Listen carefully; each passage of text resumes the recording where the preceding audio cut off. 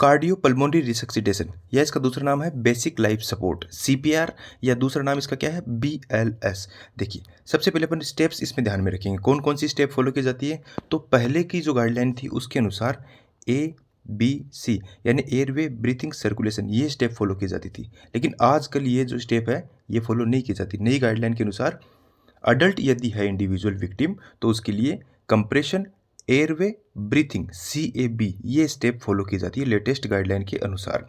ठीक है। वहीं यदि विक्टिम इन्फेंट हो तो उसके लिए टेम्परेचर फर्स्ट प्रायोरिटी पे रहेगा। सबसे पहले अपने को टेम्परेचर मेंटेन करना है, then airway, then breathing and then circulation, TAPC। ये स्टेप्स जो है वो इन्फेंट के लिए अपने को according to new guideline follow करनी होती है। अब देखिए जब भी अपने पास विक्टिम आता है कैसे अपन CPR देंगे, कहाँ पे ज़रूरत पड़ती है और किस प्रकार से पूरी प्रोसेस रहती है। तो जब भी अपने पास विक्टिम आया है, अनकॉन्शियस विक्टिम है, तो उसका अपन क्या करेंगे, check the pulse. Pulse check करेंगे सबसे पहले। यदि पल्स प्रेजेंट है तो उस इंडिविजुअल में CPR देने की आवश्यकता नहीं है। यदि पल्स अब्सेंट है, पल्स लेस विक्टिम है, तो उस कंडीशन में अपने को क्या करना पड़ेगा, आगे की स्टेप्स जो है वो फॉलो करनी पड़ेगी। लाइक चेस्ट कंप्रेशन अपने को स्टार्ट करना पड़ेगा। ठीक है। नेक्स्ट अपन क्या करेंगे, फर्स्ट स्टेप तो क्या हो गई, कंप्रेशन। ठीक है। दूसरी स्टेप क्या है, उसका एयरवे जो है वो पेटेंट करना है, ओपन करना है, क्या, एयरवे। ठीक है। तो सेकंड स्टेप हो गई एयरवे।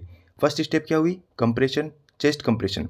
दूसरी स्टेप एयरवे, और तीसरी स्टेप उसको अपन breathing, mouth to mouth breathing start कर देंगे। तो तीन चीज़ें होगी ना, CAB। ठीक है, CAB पूरे CPR में यही स्टेप चलेगी। ठीक है।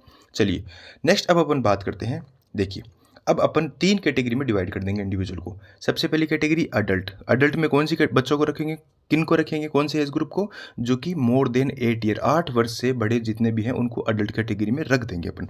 ठीक है। देन सेकंड कैटेगरी में रखेंगे 1 वर्ष से 8 वर्ष तक के इंडिविजुअल को, और इन्फेंट कैटेगरी में अप टू 1 ईयर, 1 ईयर तक के। ठीक है। अब देखिए एक साइड में अपन बात करेंगे मैन्यूवर की। जितने भी मैन्यूवर है कौन कौन सी कैटेगरी है, CAB, कंप्रेशन, एयरवे, ब्रीथिंग। ठीक है। तो देखिए सबसे पहले अपन सर्कुलेशन या यहाँ पे बात करेंगे अपन कंप्रेशन की, चेस्ट कंप्रेशन, चेस्ट कंप्रेशन या सर्कुलेशन। ठीक है। फर्स्ट अपन बात करेंगे सर्कुलेशन, चेस्ट कंप्रेशन की। सेकंड अपन बात करेंगे, दूसरा स्टेप अपना क्या था, एयरवे, ए, और थर्ड स्टेप अपना क्या था, ब्रीथिंग। तो ये तीन चीज़ें अपन पढ़ेंगे। चलिए सबसे पहले अपन शुरुआत करते हैं सर्कुलेशन की, सर्कुलेशन या चेस्ट कंप्रेशन। तो देखिए अपने को फर्स्ट ऑफ ऑल क्या करना है, पल्स चेक करना है इंडिविजुअल का। कितने टाइम तक करेंगे, लेस देन 10 सेकेंड।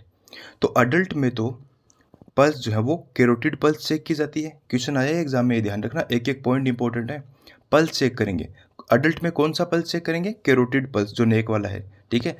वहीं यदि चाइल्ड हो तो चाइल्ड में फीमोरल पल्स जो है वो चेक करेंगे, और यदि इन्फेंट है तो उसका अपन ब्रेकियल पल्स चेक करेंगे। ठीक है। चलिए नेक्स्ट अपन बात करते हैं पोजीशन की। तो पोजीशन जो है वो CPR देते टाइम अडल्ट में सुपाइन विथ फर्म या हार्ड सरफेस होना चाहिए। ठीक है। और चाइल्ड जो है उसमें भी सेम यही पोजीशन, और इन्फेंट में भी यही पोजीशन रहेगा, तीनों में सेम रहेगा। ठीक है। पोजीशन हो गई। नेक्स्ट अपन बात करते हैं कंप्रेशन की। कंप्रेशन जो है वो अडल्ट में, यानी चेस्ट कंप्रेशन की बात हो रही है। चेस्ट कंप्रेशन अडल्ट में 2 हैंड, बोथ हैंड से देना है। चाइल्ड यदि है तो 1 हैंड भी यूज ले सकते हैं, या दोनों हैंड अपन काम में ले सकते हैं। और यदि इन्फेंट है तो उसके लिए अपन कभी भी बोथ हैंड काम में नहीं लेंगे, अपने को 2 फिंगर्स या फिर थंब जो है ये काम में लेंगे। किसके लिए, चेस्ट कंप्रेशन के लिए। चलिए नेक्स्ट अपन बात करते हैं site of compression. Chest compression की बात हो रही है तो साइट ऑफ कंप्रेशन अडल्ट में lower half of sternum bone या फिर बिटवीन द निप्पल लाइन, दोनों अपनी जो निपल्स हैं उनके बीच में। ठीक है। ये अपनी साइट रहेगी चेस्ट कंप्रेशन की। ये चाइल्ड में भी यही रहेगी और ये इन्फेंट में भी यही रहेगी सेम। चलिए नेक्स्ट अपन बात करते हैं डेप्थ, कितना डीप अपने को कंप्रेशन करना होता है। ठीक है। तो उसके लिए अपने को ध्यान में रखना है, अडल्ट में 2 इंच या 5 सेंटीमीटर, चाइल्ड में भी 2 इंच या 5 सेंटीमीटर कंप्रेशन करना है, और इन्फेंट हो तो उसके लिए 1.5 इंच यानी कि 1.5 इंच या 3 सेंटीमीटर अपने को कंप्रेशन करना है, डेप्थ रखनी है। अब देखिए कंप्रेशन रेट इंपॉर्टेंट है। 100 कंप्रेशन पर मिनट, 1 मिनट में 100 टाइम अपने को क्या करना है, चेस्ट कंप्रेशन करना है, और ये तीनों में, चाइल्ड में भी और इन्फेंट में भी सेम ही रहेगा। चलिए नेक्स्ट अपन बात कर लेते हैं कंप्रेशन वेंटिलेशन रेशियो। ठीक है। यानी कि जितना अपन चेस्ट कंप्रेशन कर रहे हैं उसके अकॉर्डिंग वेंटिलेट कितना करना है, माउथ से अपने को हवा कितनी देनी है, ऑक्सीजन कितनी देनी है।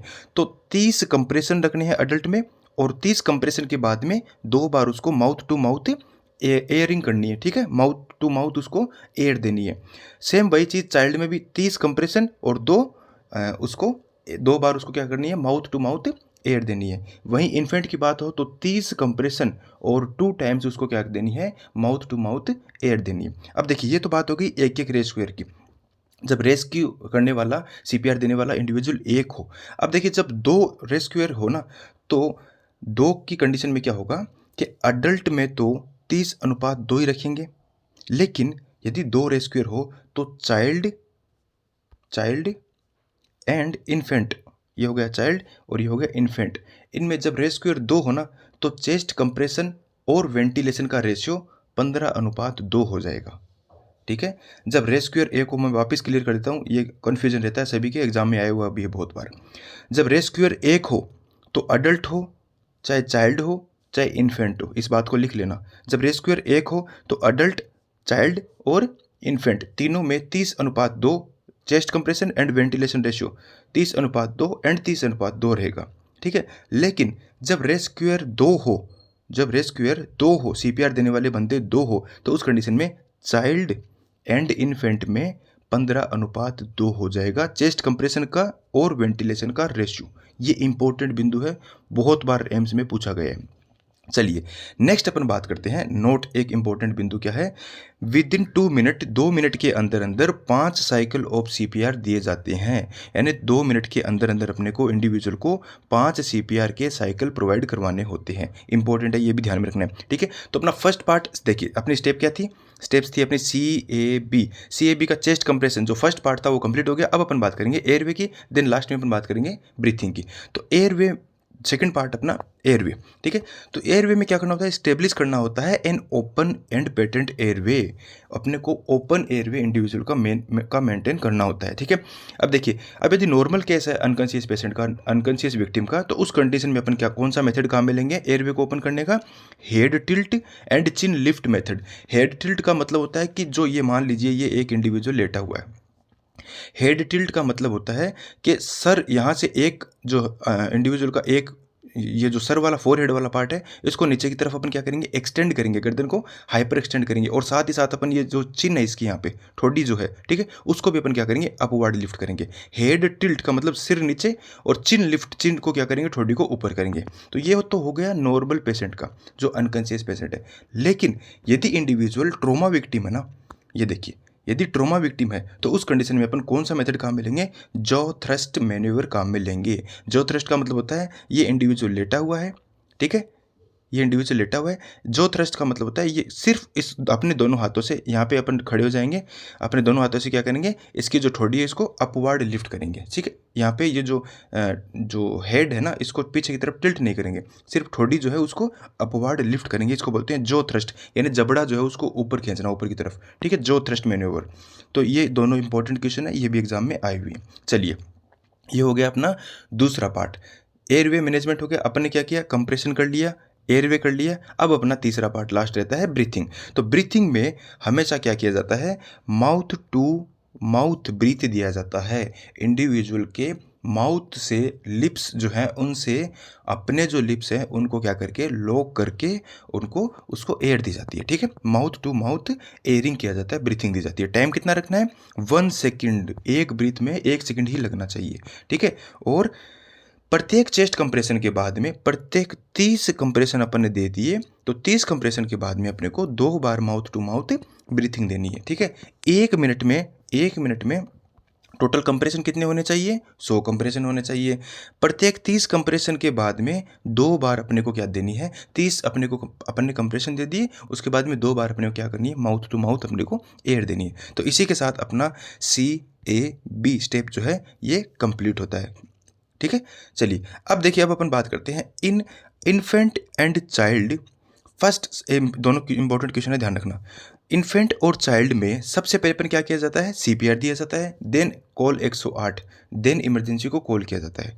लेकिन यदि अडल्ट केस हो तो उसमें सबसे पहले अपन क्या करते हैं, 108 नंबर पे कॉल करते हैं इमरजेंसी पे, और देन सीपीआर अपन स्टार्ट करते हैं। ठीक है, अब देखिए सीपीआर की ही एक एडवांस स्टेप आ गई, क्या नाम है उसका, एडवांस ट्रोमा लाइफ सपोर्ट या फिर advance cardiac life support, ATLS या ACLS। ठीक है, क्या है ये, चलिए देख लेते हैं। इसमें स्टेप्स होती हैं ABC, एयरवे ब्रीथिंग सर्कुलेशन तो होता ही होता है, लेकिन उसके साथ में डीफेब भी जोड़ दिया जाता है। डीफेब मतलब डिफिब्रिलेशन।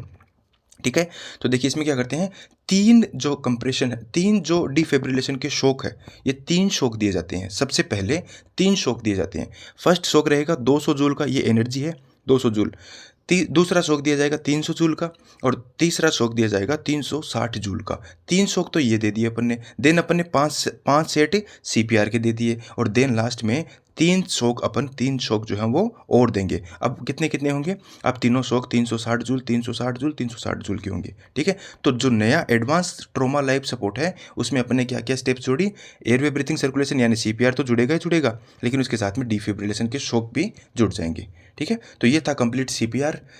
वीडियो अच्छा लगे तो लाइक जरूर करना। धन्यवाद।